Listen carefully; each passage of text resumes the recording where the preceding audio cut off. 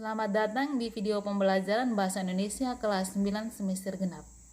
Pada video pembelajaran kali ini, kita akan membahas materi tentang teks diskusi.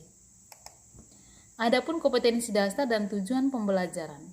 Kompetensi dasar 3.9 mengidentifikasi informasi teks diskusi berupa pendapat pro dan kontra dari permasalahan aktual yang dibaca dan didengar. Adapun tujuan pembelajaran yaitu setelah mempelajari kompetensi dasar ini, peserta didik diharapkan dapat mengidentifikasi informasi teks diskusi berupa pendapat pro dan kontra dari permasalahan aktual yang dibaca dan didengar. Untuk lebih jelasnya, mari kita simak materi berikut. Teks diskusi.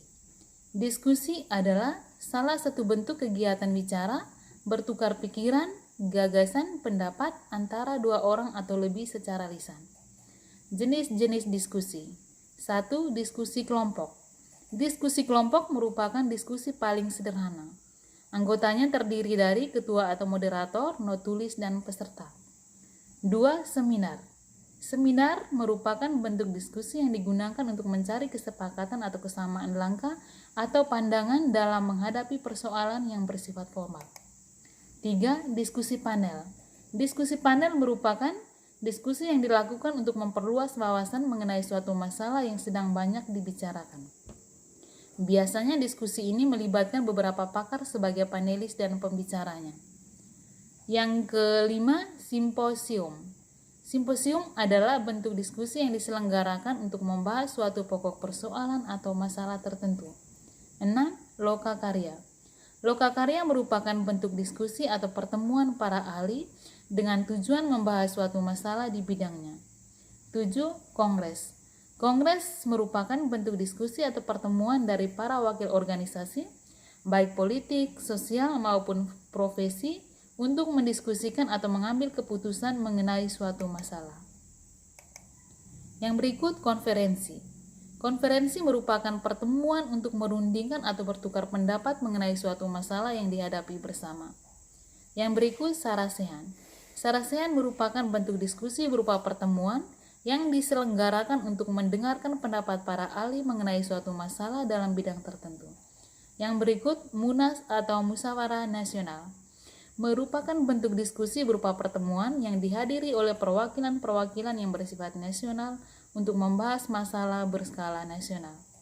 Yang terakhir, training atau pelatihan. Merupakan sebuah diskusi yang memfokuskan pada praktik dari suatu teori. Teks diskusi. Teks diskusi adalah teks yang berisi tentang pengungkapan pikiran atau bertukar pikiran dalam memecahkan suatu masalah dengan alasan yang tepat. Dalam teks diskusi ini ada ciri umumnya. Ciri umum yang pertama adalah menemukan kesepakatan mengenai suatu masalah, dan yang kedua, menemukan gagasan atau argumen mengenai suatu masalah. Adapun tujuan dari teks diskusi adalah menemukan kesepakatan gagasan atau argumen dalam suatu masalah. Yang berikut fungsi teks diskusi. Fungsi teks diskusi di sini ada dua. Yang pertama, pemecahan masalah. Dalam teks diskusi tentunya memaparkan suatu masalah atau tema yang dibicarakan bersama-sama. Permasalahan itu memerlukan solusi yang tepat dan dapat diterima oleh berbagai pihak. Fungsi yang kedua, pengembangan. Dalam teks diskusi memiliki informasi yang luas, pengetahuan, wawasan, dan tampak keberanian seseorang dalam mengungkapkan pendapatnya. Yang berikut, pendapat-pendapat dalam diskusi. Pendapat dalam diskusi dibagi menjadi dua, yaitu yang pertama, pendapat pro atau setuju, yaitu pendapat yang setuju terhadap suatu permasalahan yang sedang didiskusikan. Jenis pendapat yang kedua yaitu pendapat kontra atau penentang, yaitu pendapat yang tidak setuju terhadap suatu permasalahan yang sedang didiskusikan.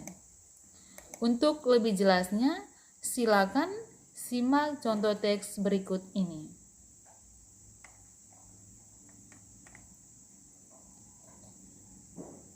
Setelah membaca dan menyimak isi dari teks diskusi ini, silakan anak-anak mengidentifikasi informasi yang terdapat di dalamnya dengan cara menjawab pertanyaan